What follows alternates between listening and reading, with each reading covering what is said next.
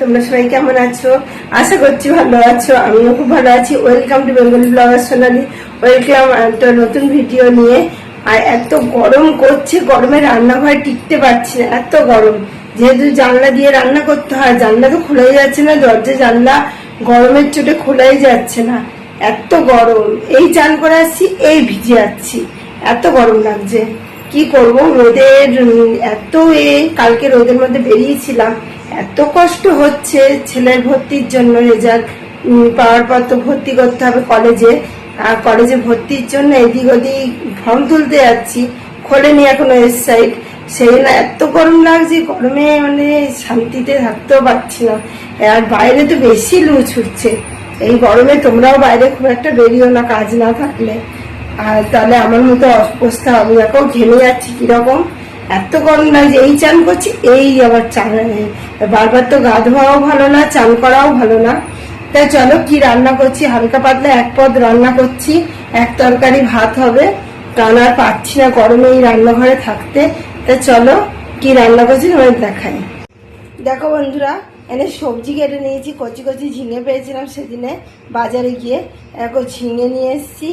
আর এখানে দেখো পটল, আলু, এই দিয়ে একটা অল্প মশলা দিয়ে তেল দিয়ে একটা পাতলা ঝোল হবে, এই দিয়েই খাওয়া হবে। আর পারছি না গরমে একদম।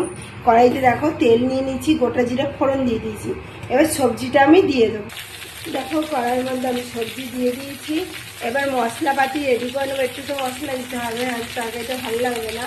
তরকারিটা যতক্ষণ ভাজা ভাজা হতে থাক।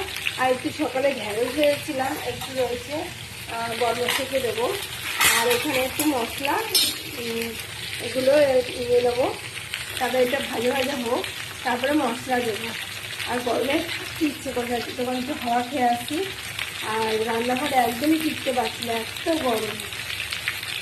পটল, আলু, ঝিঙে ভালো করে আমার ভাজা ভাজা হয়ে গেছে। এবার এখানে যে মশলাটা করে রেখেছি সেটা আমি দিয়ে দেবো। আর সামান্য একটু মিষ্টি বলতে চিনি দেবো।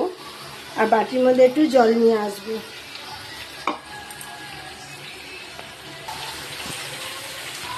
দেখো বন্ধুরা, আমি মশলাটা দিয়ে দিয়েছি, এর মধ্যে একটু চিনিও দিয়ে দিয়েছি, দিয়ে কিন্তু ভালোভাবে কষিয়ে নিচ্ছি।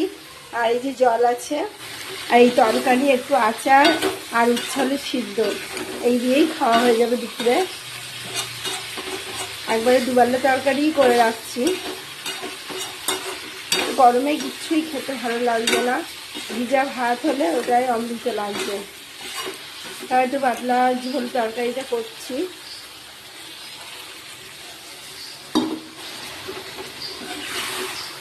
পেঁয়াজ রসুন দিয়ে এই তরকারিটা খাওয়াও কিন্তু খুব ভালো, বা পাতলা মাছের ঝোল, এইসব খেতেই বেশি ভালো লাগছে। তো এই গরমে মাছ এনে মাছ কাটা খুব কষ্ট, সে না আনিনি এখন, আবার কদিন যাক তারপর আবার আনবো। দেখো একটু জল দিয়ে আবারও কষিয়ে নিচ্ছি। তোমরা এই গরমে কে কি দিয়ে খাচ্ছ কমেন্টে জানিও। আর আমার তরকারিটাও বলো। আচার করেছি, আচারটা দিয়ে খাওয়া হবে দুপুরে। আচারটা দুর্দান্ত টেস্টি হয়েছে। তরকারি আমার হয়ে গেছে, এবার সবাইকে খেতে দেবো। আর উচ্ছে আলু সিদ্ধটা যে যা সেটা মেখে নেবে। তরকারিটা কেমন হয়েছে জানিও। ভেজে পাতলা ঝোল রাখবো, কিন্তু একটু ঝোলটা কমে গেছে। চলো যা হয়েছে হয়ে গেছে। এবার আমি ভাতও বেড়ে নিয়েছি, ভাত ভরে ভাবলাম তোমাদের দেখাই আমি কি কি নিয়েছি, যা রান্না করছি সেগুলোই নিয়েছি। তা চলো দেখাই তোমাদের। দেখো এখানে উচ্ছে, আলু, তার সাথে একটা কাঁচা লঙ্কা নিয়েছি, এটা আমার খুব ফেভারিট এই গরমে। আর এখানে দেখো আচার নিয়েছি, আমের আঠিটাও নিয়ে নিয়েছি, খেতে খুব ভালো লাগে। আর এখানে দেখো যে তরকারিটা করলাম পটল দিয়ে, আলু দিয়ে, ঝিঙে দিয়ে, সেই তরকারিটাও কিন্তু আমি নিয়ে নিয়েছি। এই হচ্ছে আমার দুপুরের খাবার। আর তার সাথে একটা ঠান্ডা জলের বোতল। তা চলো খাওয়া দাওয়াটা সেরে ফেলি। দুপুরে খাওয়া দাওয়া সেরে একটু শুয়েছিলাম, শুয়ে তারপরে উঠে গেলাম ছেলের ভর্তির জন্য ফর্ম ফিল আপ করতে। আজকেও হলো না, সার্ভার ডাউন বলছে। রোজ যাচ্ছি গরমের মধ্যে, রোজ ফিরে ফিরে আসছি। কালকে তো আরম্ভ, কিন্তু কালকে দেয়নি, আজকে দুপুর থেকে খুলেছে। দুপুরবেলায় তো সব বন্ধ ছিল, এই গরমে কি করবে তারা, সব বন্ধ ছিল। বিকেলে ডাকলো, গেলাম, কিন্তু সার্ভার ডাউনের জন্য একটুখানি কাজ বাকি ছিল, হলো না। তা আবার কালকে যেতে হবে। মধ্যেখানে বৃষ্টি নামলো, বৃষ্টি নেমেও কিন্তু যেমন গরম তেমনই রয়েছে। এসে চান করলাম, ফ্রেশ হলাম, এত গরম করছে চান না করে থাকতে পারবো না। দিনে 2-3 বার চান করতেই হবে, নাহলে টেকা দেয়। তাই এবার রাতের বেলা ছেলে বললো ঘুগনি খাবে, ওই জন্য ঘুগনির আসার সময় নিয়ে এসেছি। মটর এনে মটর আর আলু সিদ্ধ করে নিলাম, এনে মেয়েকে বললাম ভিজিয়ে দে। তা চলো তোমাদের দেখাই। ওই যে মটর আর আলু একসাথে সিদ্ধ করে নিয়েছি ভিজিয়ে রেখে। আর না আদা নিয়ে নিয়েছি, আদা তো একটু লাগবে। আর এত গরমে বেশি পেঁয়াজ রসুন দিইনি, পেঁয়াজ একটা ছোট দিয়েছি আর রসুন ওই 2-3 কোয়া দিয়েছি। কড়াই চাপিয়ে দিয়েছি, কড়াইয়ের মধ্যে নিয়ে নেবো আমি তেল। তেল দিয়ে ফোড়ন দিয়ে একবার পেঁয়াজ রসুনটা দিয়ে দেবো। দেখো বন্ধুরা তেল দিয়ে দিয়েছি আমি। এবার গরম হয়ে গেলে ফোড়ন দেবো গোটা জিরে দিয়ে, কিন্তু পেঁয়াজ রসুনটা দিয়ে দেবো। একদম পাতলা পাতলা হবে ঘুগনিটা। ছেলে বললে একবারে দোকানে সাজানো ঘুগনি হয়, দোকানে যে ঘুগনিগুলো হয় ওরকম করতে বলেছে। তা দেখি কতদূর কি করতে পারি। চলো প্রথমে গোটা জিরে ফোড়ন। দেখো বন্ধুরা গোটা জিরে ফোড়ন দিয়ে দিয়েছি আমি। এবার ওর মধ্যে দিয়ে দেবো পেঁয়াজ রসুনটা।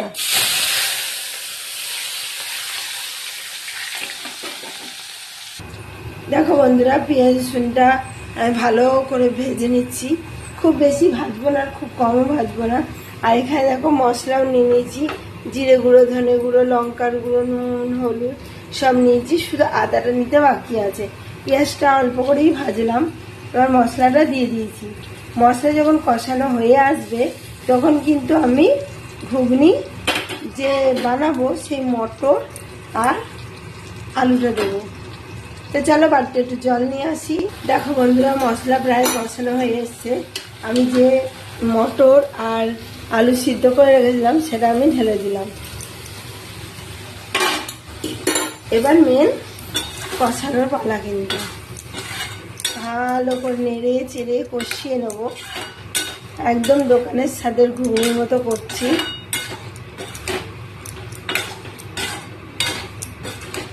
দেখো এবার এর মধ্যে একটু আদা কুড়িয়ে দিয়ে দেবো। ঘুগনি আমার হয়ে গেছে, আর ঠিক দোকানে যেমনি বিক্রি হয় পাতলা পাতলা সেই রকমই ঘুগনিটা করেছি। দেখো বন্ধুরা ঠিক দোকানের মতনই করার চেষ্টা করেছি, এরকম ঝোল ঝোল দেয়। আর এখানে আটা নিয়ে নিয়েছি রুটি করার জন্য, আর একটু ভাতও চাপিয়ে দিয়েছি। রুটি আমার হয়ে গেছে, হচ্ছে আমার খাওয়াও হয়ে গেছে। এরকম ঘুগনির মধ্যে পেঁয়াজ কুচিয়ে নিয়েছি, আর খেতে দুর্দান্ত টেস্ট হয়েছে, পুরো দোকানের মতো। এই যে রুটি, গরম গরম রুটি দিয়ে ঘুগনি খেয়ে নেবো। এবার কড়াই ফাঁকাও হয়ে গেছে, বেরও করে দিয়েছি। এই যে বাসনগুলো জমে আছে মাজবো। ভাত করলাম, ভাত কেউ খেলো না। যেহেতু ভিডিও আমি এখানেই রাখছি। আমার ভিডিও যদি ভালো লেগে থাকে অবশ্যই চ্যানেলটা সাবস্ক্রাইব করবে, লাইক কমেন্ট শেয়ার করতে ভুলো না। কালো নতুন ভিডিও নিয়ে খুব শীঘ্রই আসছি। সুস্থ থেকো, ভালো থেকো, সবাইকে ভালো থেকো, বাই।